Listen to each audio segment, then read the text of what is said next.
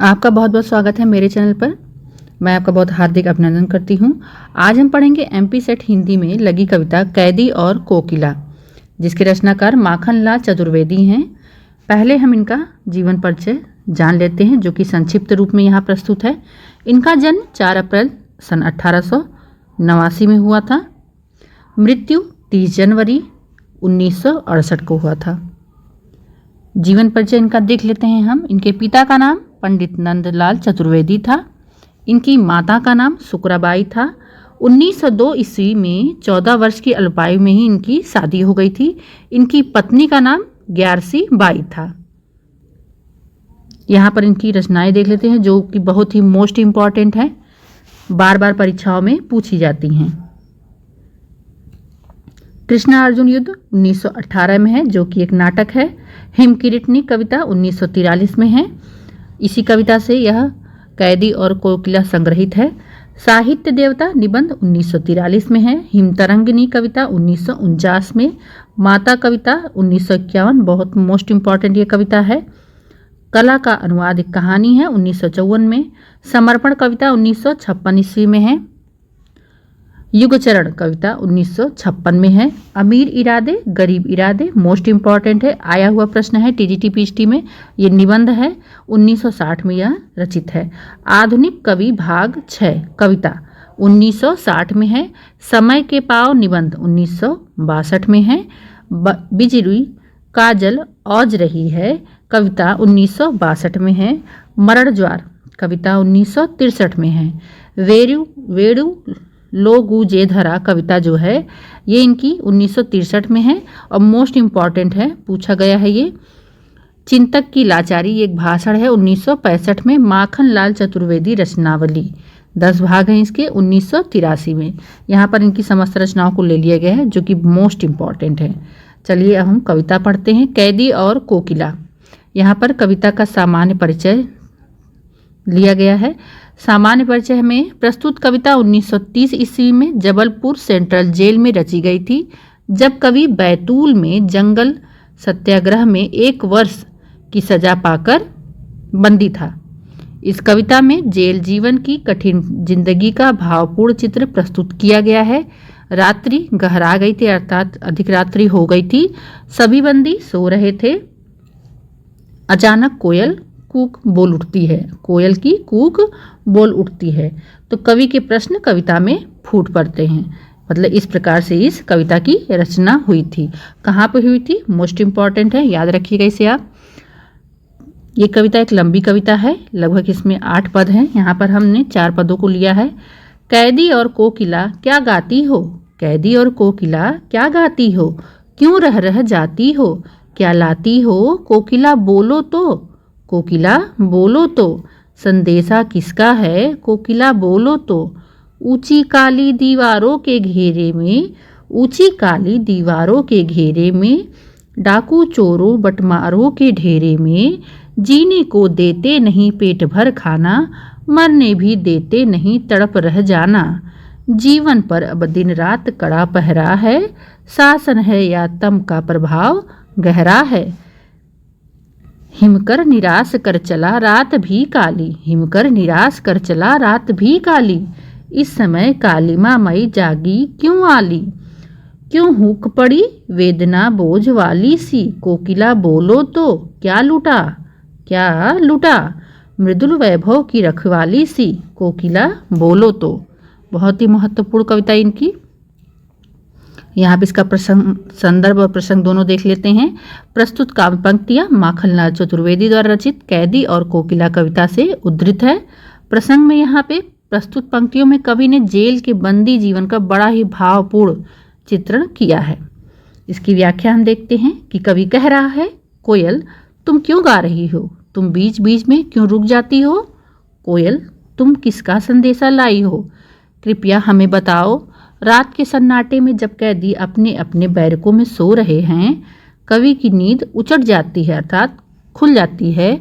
उसके कानों में अचानक कोयल के कूक कूक की आवाज़ सुनाई पड़ती है। कोयल की कूक को कैसे सुनकर कवि कविता में उससे पूछ बैठता है। जेल की इन काली दीवारों के घेरे में जहाँ डाकुओं, चोरों और बटमारों का ही बसेरा है, जहाँ पेट भर खाने की रोटी नसीब नहीं होती, जहाँ जीवन पर कठोर पहरा लगा है, जहाँ मरना भी संभव नहीं है। ऐसे वातावरण में, रात की इस कालिमामय अंधेरे में तुम जगी क्यों हो? तुम्हारे इस हुक का क्या कारण है? तुम वेदना तले दबी पड़ी मालूम पड़ रही हो। ऐसा मालूम होता है जैसे तुम्हारा कुछ लुट सा गया है। यहाँ पर कवि कोयल को ही कह रहा है कि जैसे लगता है तुम्हारा कुछ लुट सा गया है। कोयल, तुम मुझे कुछ बताओ तो। इस प्रकार से एक कविता की संपूर्ण व्याख्या है।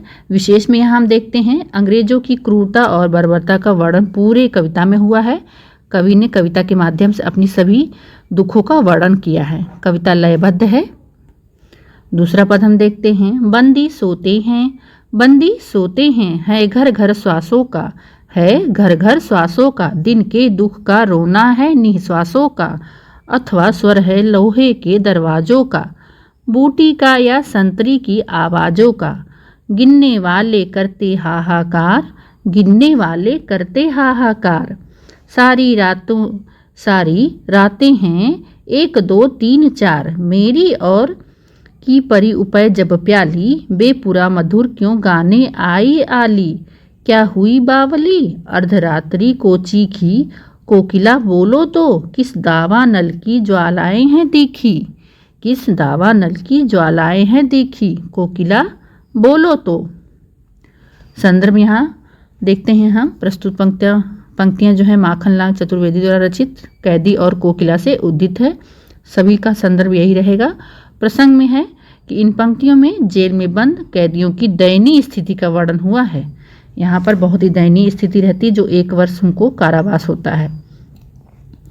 इस रात्रि के नीरव वातावरण में या तो बंदियों के श्वासों की आवाज़ सुनी पड़ती है या लोहे के बड़े बड़े फाटकों के खुलने और बंद होने की, पहरेदारों के बूटों की आवाज़ अर्थात जूतों की आवाज़ सुनाई पड़ती है या उनके द्वारा बंदियों की गिनती किए जाने की आवाज़ सुनाई पड़ती है।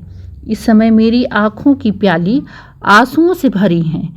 इस समय तुम मधुर गान क्यों सुनाने आई हो? तो यहाँ पे देखना मोस्ट इम्पॉर्टेंट है कि कवि की आँखें आंसुओं से भरी हैं। तुम्हारा यह विद्रोह गीत मधुर भाव से भरा हुआ है, प्रेम जगाने वाला है, जिसकी इस समय यहाँ कोई आवश्यकता नहीं है। कोयल, तुम पागल सी क्यों हो गई हो? तुम अर्धरात्रि में क्यों चीख रही हो? तुम्हें किसी दावानल की ज्वाला दिखाई पड़ी? कोयल, कुछ तो बोलो। दावानल जंगलों में लगने वाली आग को कहते हैं। तो यहाँ पे कवि कह रहा है, क्या तुम्हें कोई जंगलों में लगी आग दिखाई पड़ रही है जो तुम चीख रही हो? तो यहाँ विशेष में कवि ने जेल के जीवन की यंत्रणाओं तथा दुखों का बहुत ही मार्मिक वर्णन किया है।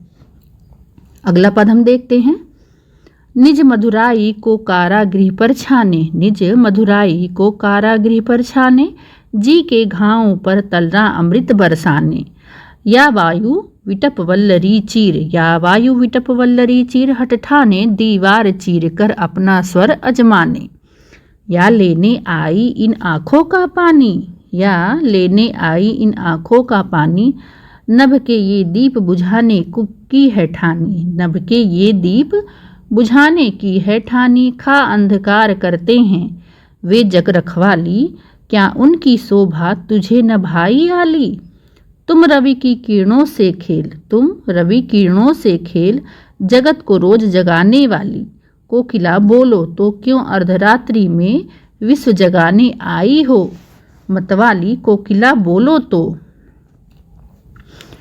यहाँ इसका हम संदर्भ देख लेते हैं। यहाँ पर मेंशन कर दिया गया है कि कहाँ से, किस कविता संग्रह से यह कविता संकलित है। तो प्रस्तुत पंक्तियों में माखनलाल चतुर्वेदी द्वारा रचित कैदी और कोकिला कविता से उद्धृत है। माखनलाल चतुर्वेदी की यह कविता प्रसिद्ध कृति हिमकिरीटनी 1943 में संग्रहित है। हिमकिरीटनी राष्ट्रीय भावधारा से जुड़ी रचनाओं का अनूठा संग्रह है।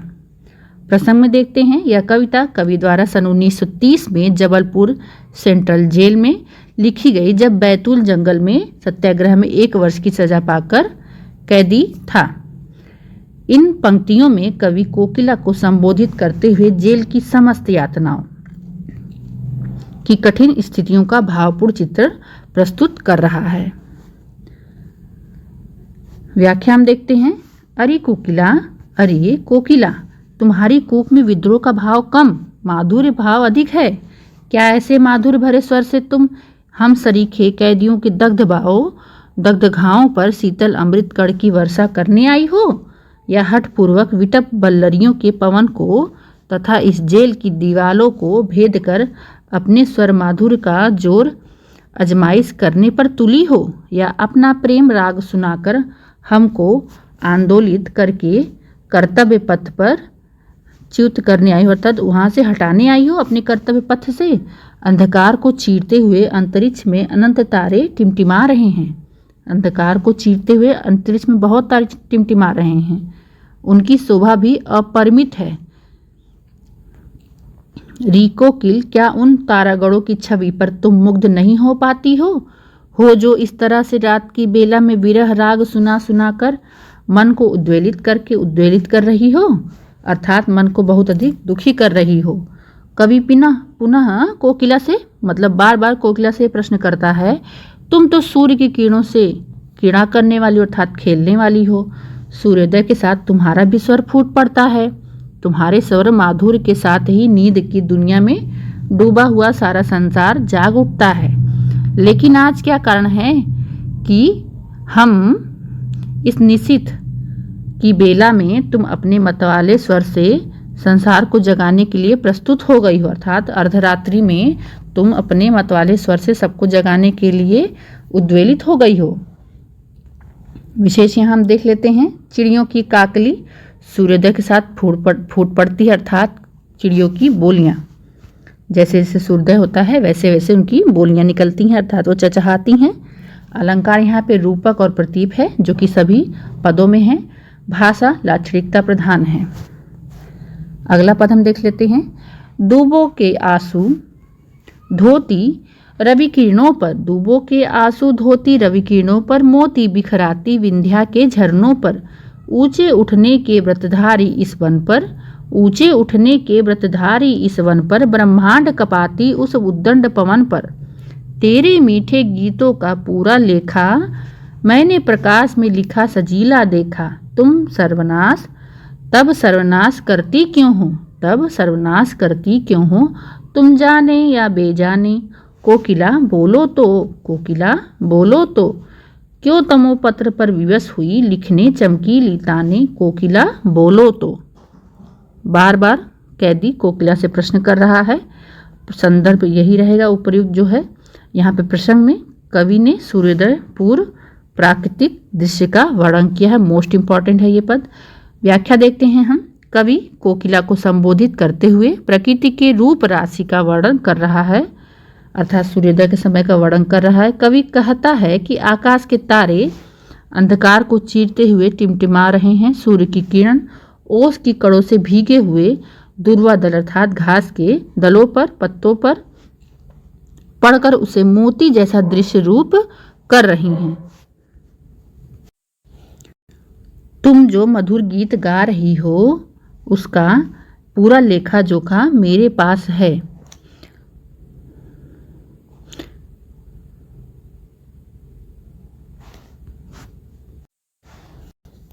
तुम बने अनजाने में इस तरह का कार्य क्यों करती हो। ऐसी मनोरम दृश्य वाली छटाओं और खंडों में विचरण करने वाली कोकिला, तुम इस रात के अंधेरे पर रीझ गई, अर्थात तुम इस रात के अंधेरे में इतना रीझ गई, अर्थात प्रसन्न हो गई या खुश हो गई कि तुम कोयल का गान करने लगी।